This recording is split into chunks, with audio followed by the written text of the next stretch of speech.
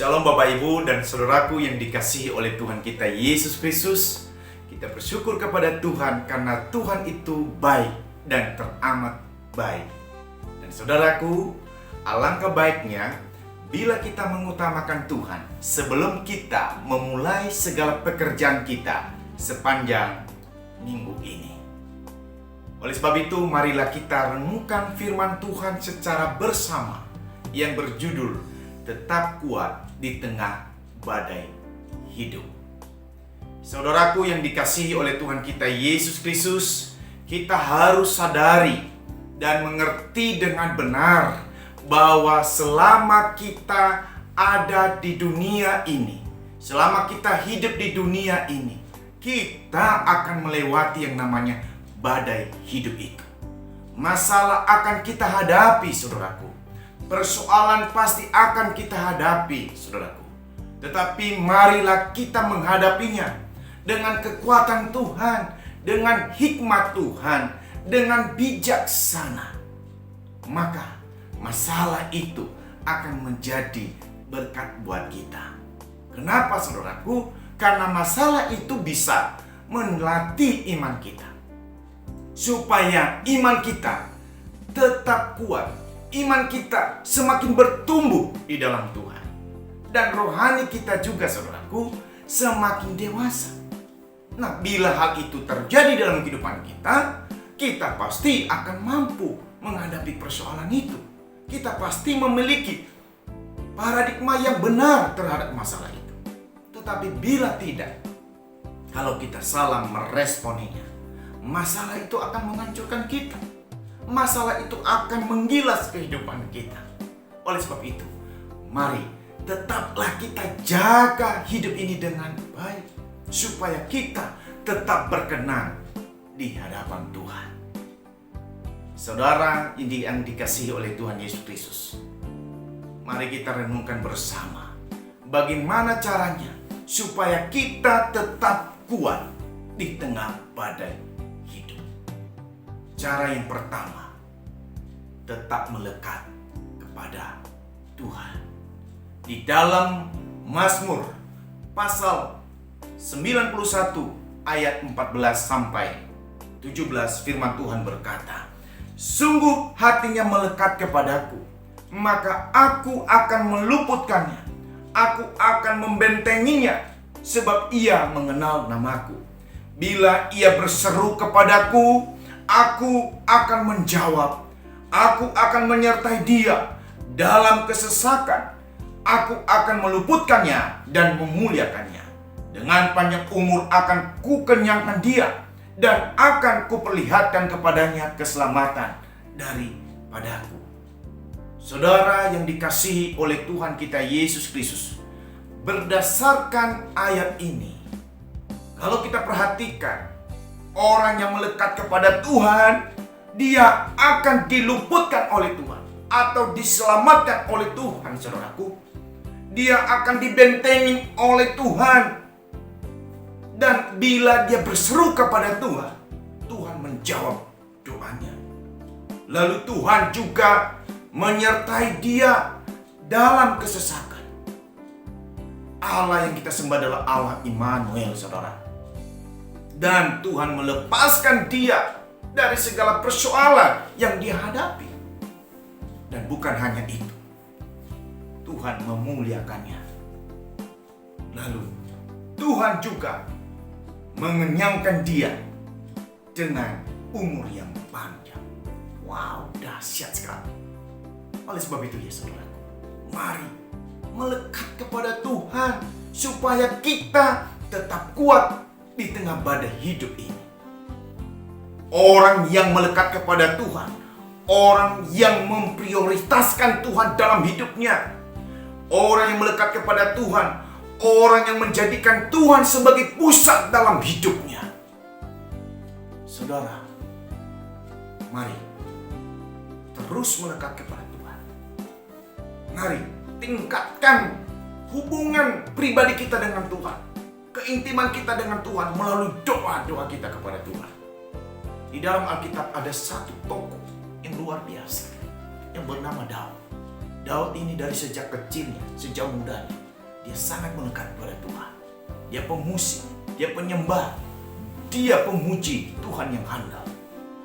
Pada saat dia menggembalakan kambing domba di padang, ada beruang, ada singa yang hendak menerkam kambing dombanya.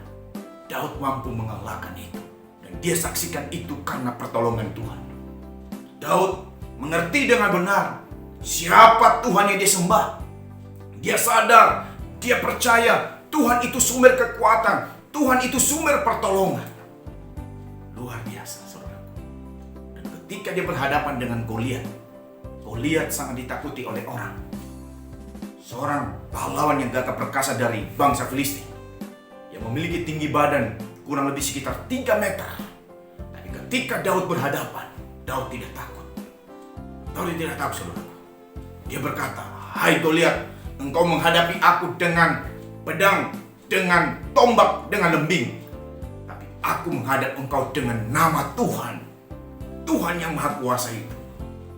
Daud percaya kemenangan itu di tangan Tuhan.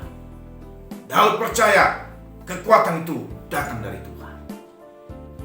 Tapi ketika Daud, setelah dia menduduki bangku atau kursi kerajaan, saudara, suatu ketika dia sedang berjalan di soto istana, dia melihat seorang perempuan yang sedang mandi telanjang, saudara. Di situ Daud tidak mampu menguasai diri. Keinginan dagingnya lebih dominan. Dia tidak lagi bertanya kepada Tuhan, saudaraku. Hatinya tidak melekat kepada Tuhan pada saat itu. Akhirnya dia jatuh di dalam dosa.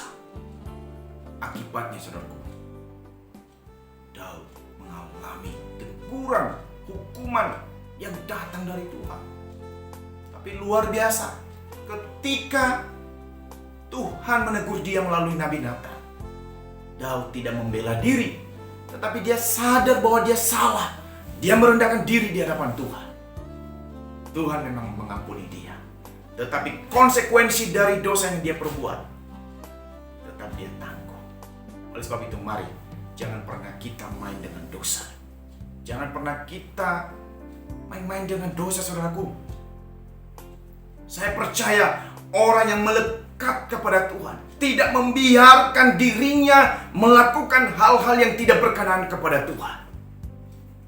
Mari teruslah melekat kepada Tuhan, supaya kita mampu melewati berbagai macam persoalan ini. Paulus berkata, "Segala perkara dapat kutanggung di dalam Dia yang memberikan kekuatan kepadaku." Di dalam Filipi 4 ayat 13. Paulus orang yang luar biasa. Setelah dia mengalami perjumpaan dengan Tuhan, dia mengalami perubahan yang luar biasa. Dia mengakhiri pertandingan dengan baik.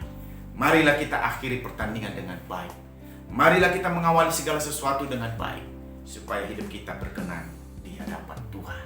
Cara yang kedua, supaya kita tetap kuat di tengah badai hidup ini, menjadikan firman Tuhan sebagai pedoman hidup. Firman ini sangat luar biasa, saudaraku. Di dalam 2 Timotius 3 ayat 16 firman Tuhan berkata, "Segala tulisan yang diilhamkan Allah memang bermanfaat untuk mengajar, untuk menyatakan kesalahan, untuk memperbaiki kelakuan, dan untuk mendidik orang dalam kebenaran." Dari firman Tuhan ini jelas menguraikan betapa bermanfaatnya firman Tuhan itu untuk mengajar kita, untuk mendidik kita, menyatakan kesalahan kita, saudaraku. Oleh sebab itu, cintailah firman Tuhan. Renungkan firman Tuhan. Rajin baca Alkitab. Jangan bosan untuk mendengarkan firman Tuhan, saudara. Ikutin persekutuan-persekutuan, komsel. Karena di dalam komsel itu, di dalam persekutuan itu, firman Tuhan diberitakan. Supaya kita semakin kuat dalam firman. Dan akhirnya firman Tuhan itu menjadi pedoman dalam hidup kita. Firman itu pelita bagi kaki kita dan terang bagi jalan kita. Saudaraku, firman itu kekuatan Allah. Di dalam Roma 1 ayat 16 dan 17. "Sebab aku mempunyai keyakinan yang kokoh dalam Injil, karena Injil adalah kekuatan Allah yang menyelamatkan setiap orang percaya. pertama-tama orang Yahudi, tetapi juga orang Yunani. Sebab di dalamnya nyata kebenaran Allah yang bertolak dari iman dan memimpin kepada iman. Seperti ada tertulis, orang benar akan hidup oleh iman. Saudara, luar biasa. Firman Tuhan itu kekuatan yang datang dari Tuhan. Mari renungkan firman Tuhan.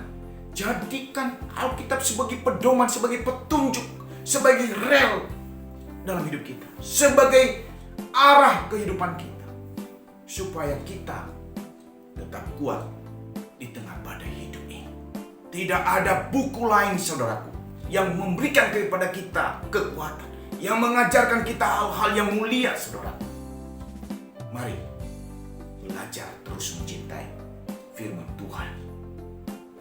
Saudara yang dikasihi oleh Tuhan, kalau kita baca 2 Timotius 3 ayat 16 dalam Alkitab bahasa Indonesia sehari-hari, berkata begini, semua yang tertulis dalam Alkitab diilhami oleh Allah dan berguna untuk mengajarkan yang benar, untuk menegur dan membetulkan yang salah, dan untuk mengajar manusia supaya hidup menurut kemauan Allah. Luar biasa, saudaraku.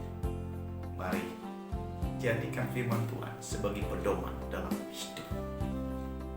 Ayat terakhir buat kita, saudaraku, di dalam Yakobus 1 ayat 12. Berbahagialah orang yang bertahan dalam pencobaan, sebab apabila ia sudah tahan uji, ia akan menerima mahkota kehidupan yang dijanjikan Allah kepada barang siapa yang mengasihi Dia. Saudaraku, badai pasti akan berlalu, tetapi ingat juga akan datang badai lagi yang lain. Tetapi bertahanlah, karena Tuhan pasti akan menolong kita. Sertakan Tuhan terus dalam hidup ini, supaya kita mengalami kemenangan. Terima kasih, kita berdoa. Tuhan Yesus yang baik, Engkau sungguh dahsyat Tuhan. Engkau sungguh sumber kekuatan kami. Firman-Mu ya Tuhan, hamba-Mu sudah sampaikan, untuk mengawali segala pekerjaan kami yang kami lakukan sepanjang minggu ini. Hamba-Mu terbatas, tetapi hamba yakin dengan kuasa Roh Kudus-Mu Tuhan akan mampu menerjemahkannya di dalam hati setiap kami yang mendengarkan renungan ini. Sehingga Tuhan Yesus, kami mampu melewati badai hidup ini dengan cara melekat pada Tuhan dan menjadikan firman sebagai pedoman dalam hidup ini. Mampukan kami ya Tuhan, supaya kami sungguh-sungguh mengasihi Tuhan dan terus rindu membaca firman Tuhan, merenungkan firman Tuhan, dan kami lakukan dalam kehidupan kami. Di dalam nama Tuhan kami Yesus Kristus kami sudah berdoa sebagai pemilik kehidupan. Haleluya.